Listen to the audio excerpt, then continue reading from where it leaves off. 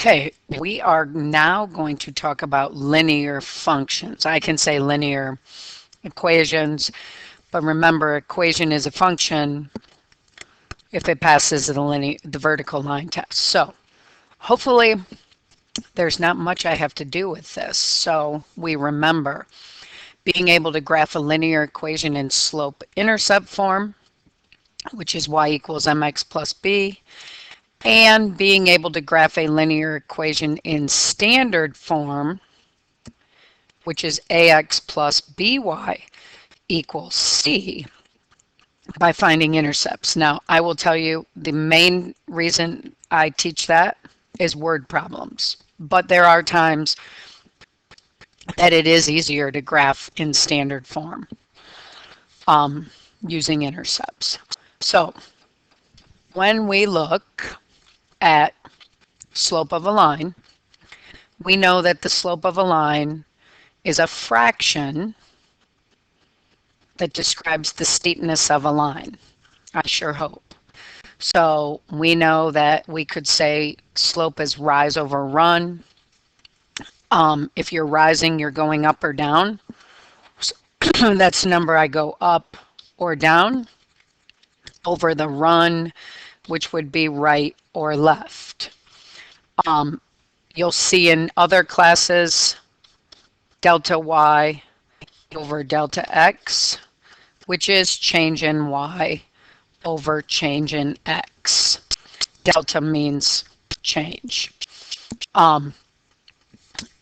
Actually, going back here just to make sure we know this, we should know how to find the slope, y minus y over x minus x.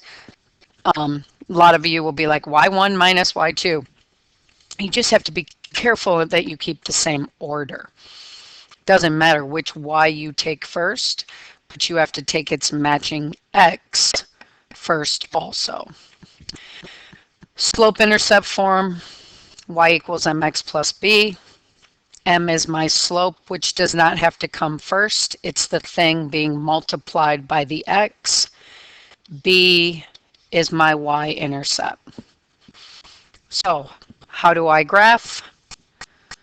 Y equals mx plus b. I plot the b on the y-axis. That's the biggest mistake I see. People put it on the x. It's on the y. Count the slope from that y-intercept. Top number is telling me up or down. Bottom number is telling me right or left. Another very common error, negative slope. If you go up and it's a negative slope, then you better go left. Don't do a negative and a negative move, because if you do a negative and a negative move, like down and left, you're going to have a positive slope. Two negatives give you a positive. Then what do? Connect the points. So, I just could give a couple. Y equals 2/3 x plus 2. Y-intercept is 2. Put a dot. My slope is a positive 2/3. So up 2 over 3. There's my line. If I give you y equals negative 4x plus 5, my y-intercept is 5. I need slope to be a fraction. So negative 4 over 1. This is where I'm saying if you go down 4 and back 1, that's a positive slope. You would count down 4, right 1. Negative slope down and right. Or you could go up 4, back 1. But I don't think most people do that. I always say negative slope down and right, positive slope up and right. If it's a negative, something like that, like -3, I go to -3, negative, down 1, right 2. Negative slope should fall. Positive slope should rise. So if it doesn't do that, you've made a mistake. If I gave you something like that, we know that that's a 1, 1 over 1. So -5, up 1, right 1. There's my line. So again, hopefully we remember how to do that. Standard form.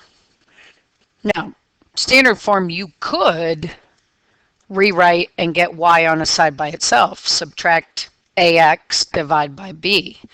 But your other option, definitely with word problems that have meaning, is find the intercepts. Where does it cross the x-axis? Where does it cross the y-axis? So, if you think, if this is a line, this is my x-intercept, this is my y-intercept.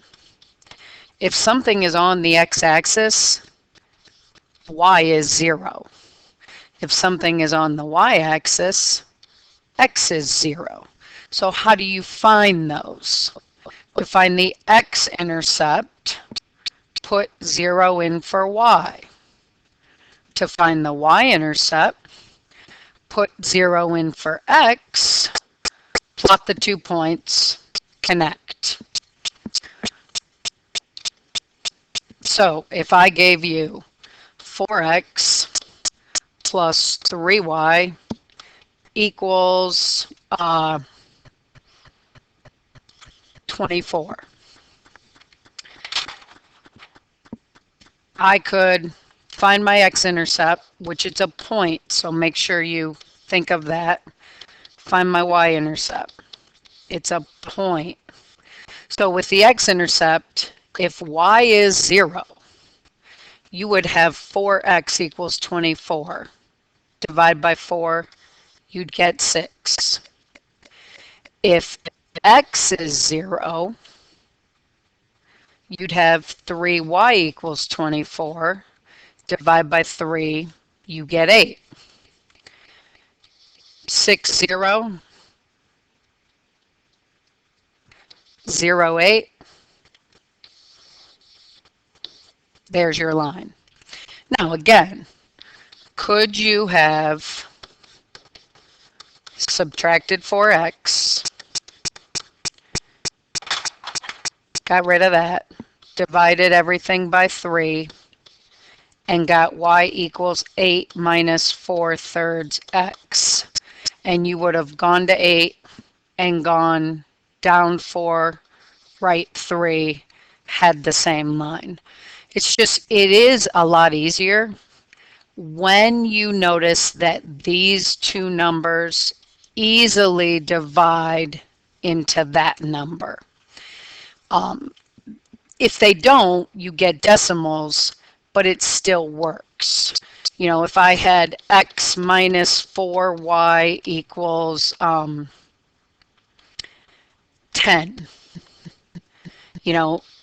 my x-intercept, I'm putting 0 in for y. My y-intercept, I'm putting 0 in for x. If I put 0 in for y there, 4 times 0 is 0. I would have x equals 10. If I put 0 in there, I would have negative 4y equals 10. Divide by negative 4, I get negative 2.5. So I'm at 10, 0, and 0, negative 2.5. I mean, I can do that. There's nothing wrong with that. We might not like it, but you can do it. Horizontal and vertical lines. When do you have a vertical or a horizontal line? If you have x and y, you have a diagonal line. If you have just x equals a number, or you can make it x equals a number. That is a vertical line through the x-axis at A. It's opposite of the x-axis because if it's x equals a number, it has to go through the x-axis. The only way a line can go through the x-axis is if it's vertical. Horizontal, when it's y equals a number. So you're going to cross through the y-axis at that number. So again, if I say graph x equals -4, it's not a point. You think x equals -4 is right there. That's what an x of -4 means. But every point has an x there with a -4. So it's a vertical line through -4. Now, if you had something like 2y equals 10, that's one variable. So you got to get that variable on a side by itself. Y equals 5. A 5 of y is there. You can't draw a vertical line where every y is 5. The only line that would have every y 5 would be a horizontal line. Just think it has to go through the y-axis, through the x-axis, and then you don't forget those. That's that section. So hopefully most of that you remember, and I will see you tomorrow.